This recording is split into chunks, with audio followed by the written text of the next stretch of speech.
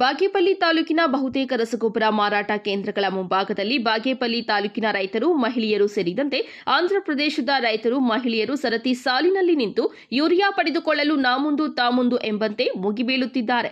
ಬಾಗೇಪಲ್ಲಿ ಮತ್ತು ಚೇಳೂರು ತಾಲೂಕಿನಲ್ಲಿ 2025ನೇ ಸಾಲಿನಲ್ಲಿ 80.66 ವಿಸ್ತೀರ್ಣದಲ್ಲಿ ಬಿತ್ತನೆಯಾಗಿದೆ. ಕೃಷಿ ಇಲಾಖೆ 28,892 ಹೆಕ್ಟೇರ್ ಪ್ರದೇಶದ ಬಿತ್ತನೆ ಗುರಿ ಹೊಂದಿದ್ದು, ನಿರೀಕ್ಷಿತ ಪ್ರಮಾಣದಲ್ಲಿ ಮಳೆಯಾಗದ ಕಾರಣ 23,307 ಹೆಕ್ಟೇರ್ ವಿಸ್ತೀರ್ಣದಲ್ಲಿ ಬಿತ್ತನೆಯಾಗಿದೆ.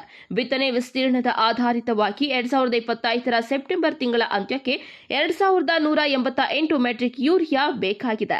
ಆದರೆ ಈಗಾಗಲೇ ಬಾಗೇಪಲ್ಲಿ ಮತ್ತು ಚೇಳೂರು ತಾಲೂಕಿಗೆ ವಿವಿಧ ಕಂಪನಿಗಳಿಂದ 3,090 ಮೆಟ್ರಿಕ್ ಟನ್ ಯೂರಿಯಾ ಸರಬರಾಜು ಮಾಡಲಾಗಿದೆ.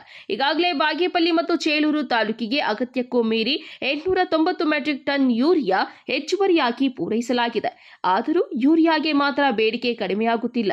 ರೈತರು ತಮ್ಮ ಕೃಷಿ ಬೆಳೆಗಳಿಗೆ ಅಧಿಕ ಪ್ರಮಾಣದಲ್ಲಿ ಯೂರಿಯಾ ಬಳಸುತ್ತಿದ್ದಾರೆಯೇ ಅಥವಾ ಬಾಗೇಪಲ್ಲಿ ಮತ್ತು ಚೇಳೂರು ತಾಲೂಕುಗಳಿಗೆ ಸರಬರಾಜು ಮಾಡುತ್ತಿರುವ ಯೂರಿಯಾ ವಾಣಿಜ್ಯ ಬಳಕೆಗೆ ಬಳಸಲಾಗುತ್ತಿದೆಯೇ ಅಥವಾ ಗಡಿಭಾಗದ ಆಂಧ್ರಪ್ರದೇಶಕ್ಕೆ ಸಾಗಿಸಲಾಗುತ್ತಿದೆಯೇ ಎಂಬ ಅನುಮಾನ ವ್ಯಕ್ತವಾಗುತ್ತಿದೆ. ಯೂರಿಯಾ ವಿತರಣೆಯಲ್ಲಿ ಲೋಪದೋಷಗಳನ್ನು ಸರಿಪಡಿಸದ ಹಿನ್ನೆಲೆಯಲ್ಲಿ ಯೂರಿಯಾ ಸರತಿ ಸಾಲಿನಲ್ಲಿ ನಿಲ್ಲುವುದು ಅನಿವಾರ್ಯವಾಗಿದ್ದು, ಸಮಸ್ಯೆ ಪರಿಹಾರಕ್ಕೆ ಕೃಷಿ ಇಲಾಖೆ ದಿಟ್ಟ ನಿರ್ಧಾರ ಕೈಗೊಳ್ಳಬೇಕಾಗಿದೆ.